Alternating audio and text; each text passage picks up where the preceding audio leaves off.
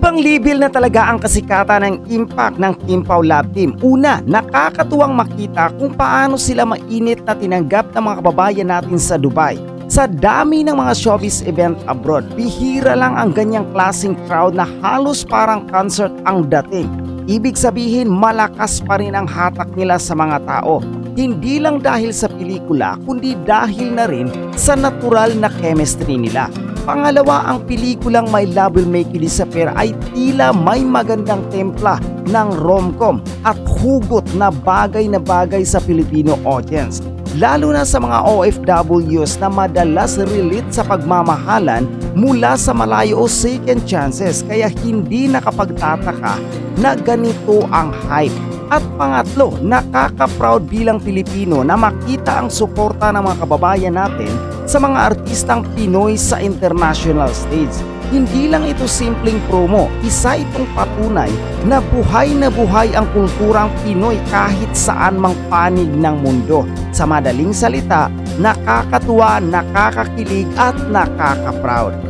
So mga kachika, if you could still recall, di ba, morning yesterday, nung bumiyahe sila papuntang UAE, and then somewhere around 10, okay, to 11 PM, dumating din sila doon sa destinasyon na pupuntahan nila.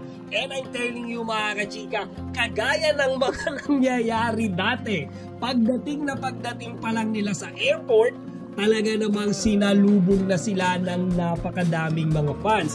Actually mga kachika, habang naglalakad pa lang sila, no, siguro papalabas sila ng airport that time, marami na kaagad yung mga fans na nagsisigawan, di ba? Tinatawag sila na Kimi, Paolo, and then yung iba gustong magpa-picture. Okay, meron nga ako nakita isang picture din doon mga kachika, kung saan makikita natin yung iba pang mga Kim Pao community group, ano, na nauna pa, okay, sa Kim Pao na dumating sa Dubai. Okay, feeling ko mga kachika, hindi talaga sila taga UAE. Kasi feeling ko, galing din sila from Manila and then bumiyahe talaga sila pa Middle East mga kachika para lang ipakita yung pagsuporta nila kina Kimi at kay Paolo. Kasi mga kachika, sa totoo lang, sobrang tindi rin talaga nung effort nila Kimi tsaka ni Paolo sa pagpupromote nila nung kanilang pelikula.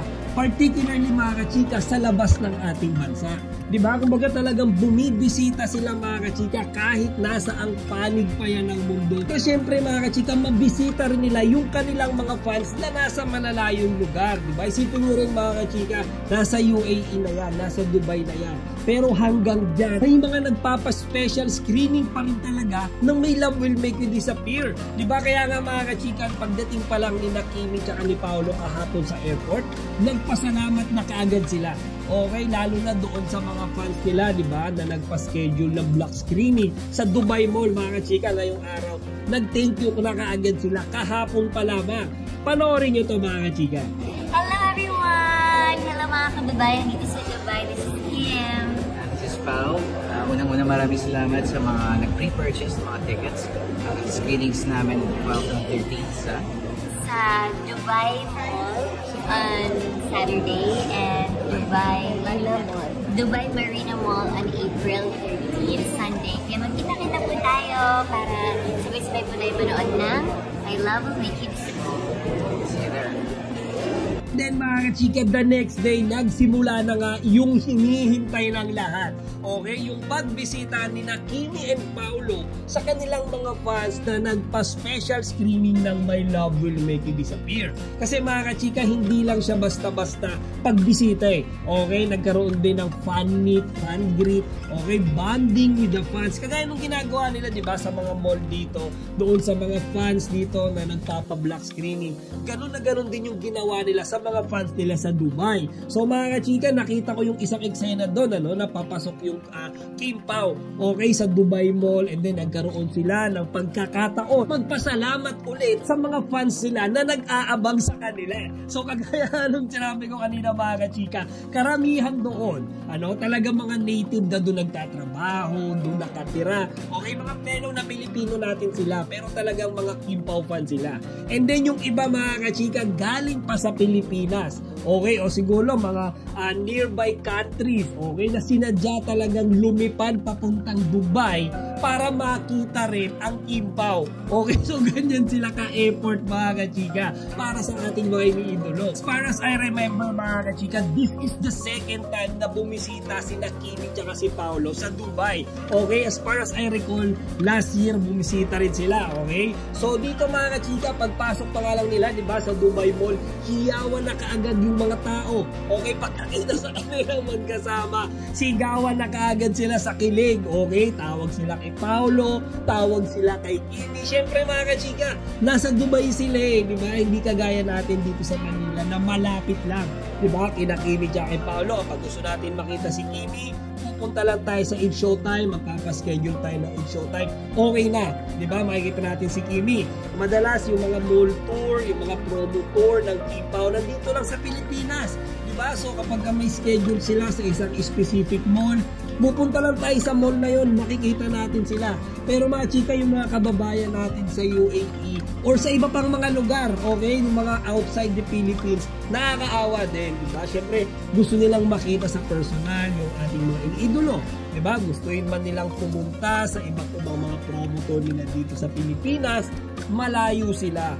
Okay, iyan mga kachika yung medyo disadvantage sa kanila. Kaya yung mga ganyang event, di ba, yung pagbisita ni Kimi tsaka ni Paolo yan, sobrang bihira lang yan, sobrang dalang lang yan. Kaya makikita nyo mga kachika, talagang sinasamantala nila. And aside from that video mga chika, I also saw this short clip, ano, kung saan makikita natin si Kimi tsaka si Paolo together with their Kimpaw fans. And this time mga chika, nasa loob na sila ng sinihan. So mga kachika, eto nakakatuwa to. Para lang silang nasa Pilipinas.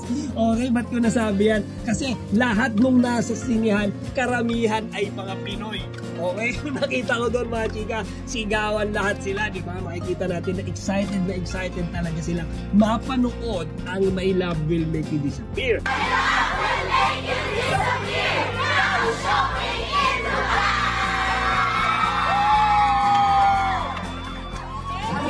And of course, kung titignan nyo mabuti, diba, yung mga ngiti ni Kimi tsaka ni Paolo, sobrang na-appreciate nila, diba, itong ginawang pagpapa-special screening ng mga Kimpaw community na nasa Dubai, diba, nasa UAE. So mga chika, nakakatuwa tingnan yan. And then aside from that, diba, sa sinihan yan, and then yung habang naglalakad sila sa Dubai Mall, makikita nyo mga kachika, may mga pictures, ultimo yung mga Bombay. Feeling ko mga kachika kilala sila. Diba? Actually, meron din isang picture doon. Parang binigyan sila mga kachika ng award of appreciation. I think mga kachika, it symbolizes the successful release of their movie dito sa United Arab Emirates. So, pinapirmahan sa kanila yan mga kachika. Pinahawakan sa kanila yan, diba? Pinicturean sila. So, parang souvenir na rin yan mga kachika na sa Dubai, diba? Sa UAE, naging successful or talagang tinangkilik ang My Love Will Make You Disappear. Hindi lang ng mga fellow Pilipino natin, pero kahit yung mga natives doon, okay, kahit yung mga medyo Arabo doon mga kachika, talagang nagustuhan din nila. Okay, talagang parang iniidolo na rin nila si Kimi tsaka si Paolo kasi nagpapapicture din sila eh. So mga chika, nakakatuwa yung mga naging ganap ng Kimpaw sa pagbisita nila, di ba, sa Dubai Mall. Nagustuhan ko talaga dyan mga kachika, yung nandoon sila, di ba, sa loob ng sinihan. Tapos talagang napakadaming mga Pilipino na Kimpaw fans. Nandun sa likodan nila, sabay-sabay silang sumisigaw. Sabay na sabay silang nag-e-enjoy mga kachika, di ba? Pinapakita ng mga fans yung pagsuporta nila, di ba? Kina Kimi tsaka kay Paolo. While Kimi and Paolo naman is showing their appreciation sa tinatanggap nilang pagsuporta mula sa kanilang mga fans. So mga kachika, today, di ba, sa Dubai Mall, tomorrow meron ulit pagbisita si Kimi tsaka si Paolo dyan naman sa Dubai Marina Mall. And like what happened today, okay, ini-expect din natin na bukas ay talagang dudumugin din sila ulit ng napakadaming mga fans. Kaya abangan natin yan mga chika. Kahit ako na-excite, okay, and then syempre nag-aantay-antay din ako mga kachika nung mga paayuda. Okay, yung mga date nila sa labas, yung mga malling nila together, or yung kahit simpleng workout lang nila na magkasama mga kachika. Hinihintay din natin yan bukas. And madalas mga kachika yung tinatawag nating side trip ng Kim Pao. Okay, so sa ngayon ay let's wait for more Kim Pao updates. Totoo ang balitang dinumog ng mga fans sina Kim Chiu at Paolo Abilino sa Dubai Mall noong nakaraang linggo. Nagdao sila ng special na screening ng kanilang pelikulang My Love Will Make You Disappear at talagang pinuno ito ng kanilang mga tagahanga. Ang My Love Will Make You Disappear ay romantic comedy film na tampok sina Kim at Paolo bilang magkaibang tao na nagkakasalubong sa isang hindi inaasahang pagkakataon. Ang pelikula ay tinampok ng isang special na screening sa Dubai Mall kung saan dumagsa ang mga tagahanga upang makita ang kanilang mga idolo ng personal. Bilang bahagi ng kanilang kapamilya Kalayaan Caravan, nagbigay si Kim ng pasasalamat sa mainit na pagtanggap ng mga fans sa Dubai. Inanunsyo rin niya ang susunod nilang destinasyon sa Birmingham, UK. Para sa mga hindi nakapunta sa screening, maaari nilang panoorin ang mga behind the scene clips at mga eksena mula sa pelikula sa mga social media account ni Kim at Paolo. Hindi lang basta dinumog kundi tila nagmistulang mini concert ang special screening ng My Love Will Make You Disappear sa Dubai Mall noong nakaraang linggo. Dumagsa ang napakaraming fans, hindi lang mula sa Dubai kundi pati na rin sa mga karatig Emirates upang masilayan ng personal ang tambalang Kim Pao, sina Kim Chiu at Paolo Abilino. Pagdating pa lang ng dalawa sa venue, sigawan at palakpakan na ang sumalubong sa kanila. Agaw pansin ang sweet interaction ni Kim at Paolo sa red carpet, holding hands, stolen glances at kulitan na lalong nagpakilig sa crowd. Ilan sa mga fans ang nagsasabing parang real life couple na sila.